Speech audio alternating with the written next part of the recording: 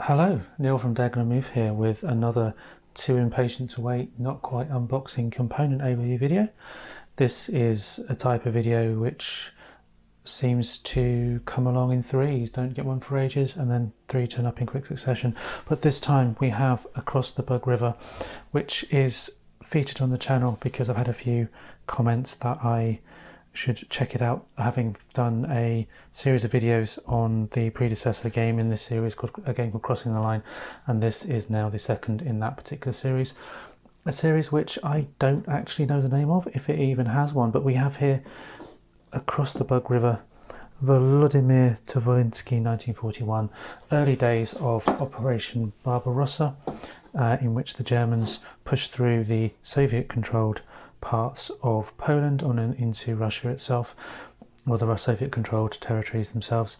And yeah, one player plays the Germans, one player plays the Soviets, and the Germans really take the place of the Americans in the first game, if that can be described that way, with the Soviets taking the place of the Germans as they were in Crossing the Line. So it's going to be a game in which there's a great push from one side of the map to the other, with the opposing side trying to push back and prevent that push across the map. Okay, some of the detail here, we have 3 scenarios, a mounted map, which I'm quite keen to see, and the scale is at battalion level. It's going to take you a good few hours to play, and can be played solo or with 2. Complexity is as 6, and the solo suitability there is an 8. Okay, so let's have a look at what's inside the box, and we start off with a couple of dice in faction specific colours, which is always a good touch for me, and then the rule book.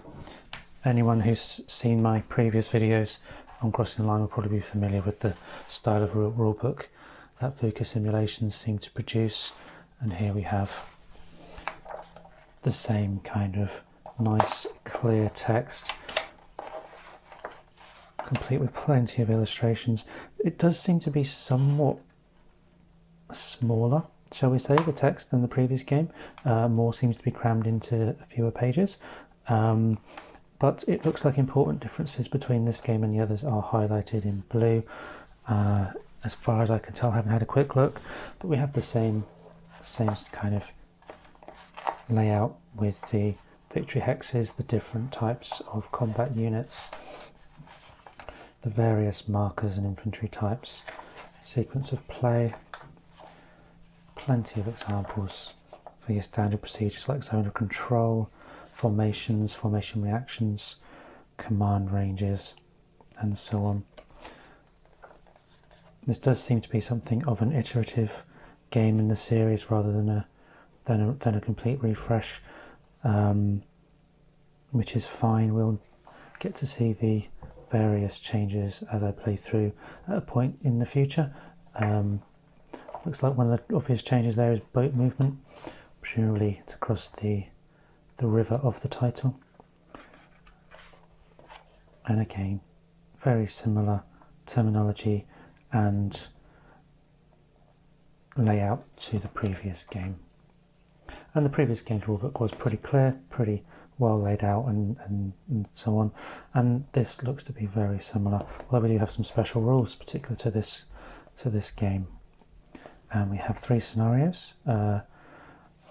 First one using the top quarter of the map, the second bottom third of the map, and then the full map with the campaign. And again, as with the other game, followed by some fairly extensive designer and developer notes, complete with some tips for the 2 sides as to how to do well at the game. Always useful, and then a glossary of rules and rule numbers at the back there. Looks like there's some replacement counters as well, or some notes on some of the counters from the previous game. Okay, so let's look at what's inside the box then. In addition to the rulebook, we have player aid cards, and these are really nice solid card. The others were a lot thinner than this in the other game. Really nice solid card. It does look, again, as with the rule book, it does look a little bit smaller than the previous game. However, there are only 1 player aid each required rather than 2, it would appear in this game. But we have the same things as before: interdiction levels, action points, the various units, replacements, and the combat ratios and the terrain there. All pretty clear, all very well done, and yeah, it's a complete upgrade on the quality of the player board there. Scenario setups and reinforcements with that same nice thick cardboard, and it looks like the same principle as before.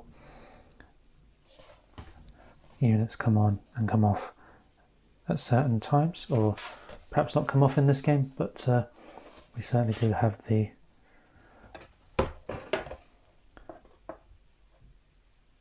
various hexes and so on that they are set up at.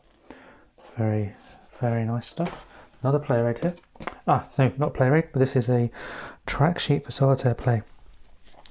This is going to be really helpful for those of you who do play solo, because we may see it on this board as well. Actually, the tracks are on opposite sides of the boards for the 2 different sides, which really helps when you play 2-player. But playing solo, there's a bit of a stretch across the board to get to the different tracks, whereas here we have them all on the one board. That's going to be really helpful when we do come around to playing that. Yeah, that's nice again, nice thick quality. Same board as before, this time for the other player. And we are onto the counter sheets. There are, what we've got here, 4 counter sheets in total. A large number of counters for both sides, together with the, by now familiar, if you've seen my videos on crossing the line, iconography around the different unit types, and the layouts there. Very nicely done. Same nice counters as before, really easy to punch out. No problems there, no need to clip anything. Again, very nice if you're into that side of the game. And on the back here we have the disrupted sides of those units. Nice and thick again. The Russians now, as well as your improved defence markers, various other markers as well, and those disrupted sides. Not very many tanks. I mean, considering the front of the game has tanks displayed prominently, there really aren't very many tanks in this game. Maybe that's to do with the historical order of battle and so on. Have to have a read of that and see what it says. More markers here. We have bridges. These are new. These are not. These are new ones. Bridges and boat movements, counter-attack orders.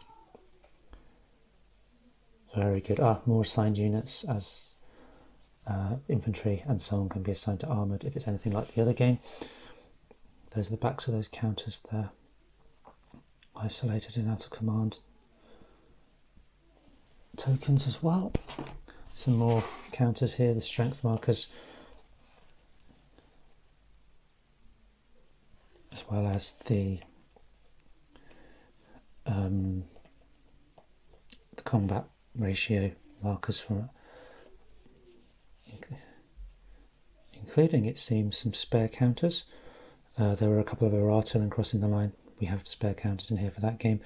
Plus, it looks some optional replacement counters for the strength calculation chits from the original game, and also another game there, some spare counters from another game that Vucasim Simulations produce, which I think is called The Great Crisis of Frederick II, I think.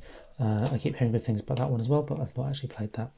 And then there's this nifty little gadget that helps you read the player aid charts and the combat resolution charts. All very nice stuff. And then we're onto the board, and it is a board this time. The map has given way to a proper mounted board, and it's another very nice, lovely map. Really nice map. They've completely upgraded the component quality for this particular game. The features are familiar, as with much of the rest of what's in the box. If you've seen my videos or played Crossing the Line, we have the supply areas here, the victory point hexes, the various rivers and terrain of the region around Volodymyr-Volynskyi, and then the rivers and towns and cities. Doesn't there be quite so many towns and cities? Certainly not as industrialised as the regions in the previous game, which is going to be interesting. Different terrain to play on. Looks like quite a marshy kind of area, really. That'll be quite interesting. Maybe that's partly why there's not so many tanks in the game. And then there are those tracks running along the side and at the top there, and also one further down the bottom as well. Very nice map. Really good looking game. Another one I can't wait to get my hands on and playing and out at the table. And when I do, I hope you'll join me for that, and I'll see you then. Thank you very much.